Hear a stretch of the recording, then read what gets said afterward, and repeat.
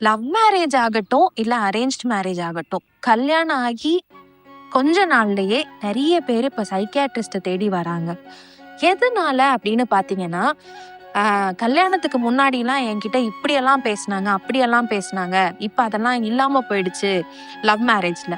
Arrange மேரேஜ்ல வந்து நான் இப்படியெல்லாம் எதிர்பார்த்தேன். என்னோட கல்யாண வாழ்க்கை இப்படியெல்லாம் இருக்கும்னு எதிர்பார்த்தேன். ஆனா அவங்களுக்கு அத புரிதலே இல்ல. என்னைய புரிஞ்சுக்கவே மாட்டேங்கிறாங்க அப்படின்னு ஹஸ்பண்ட் ஆகட்டும், ஒய்ஃப் ஆகட்டும் அந்த இம்மீடியட்டா எல்லாமே செட் ஆகணும் அப்படின்னு நினைக்கிறாங்க.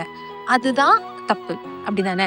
சோ என்ன விஷயமா இருந்தாலும் இட் வில் டேக் டைம். ரொம்ப நாள் ஆகும். அவங்களோட பழக்கவழக்கங்கள் உங்களுக்கு தெரியறதுக்கும், இவங்களோட பழக்கவழக்கங்கள் உங்களுக்கு தெரியறதுக்கும். லவ் பண்ணியிருந்தாலும் சேர்ந்து வாழும்போதுதான் அந்த இன்ட்ரிகசிஸ் எல்லாம் புரிஞ்சுக்கிறதுக்கான நேரம் இருக்கு. சோ அதுக்கு ஒரு செட்டிலிங் டைம் கொடுங்க.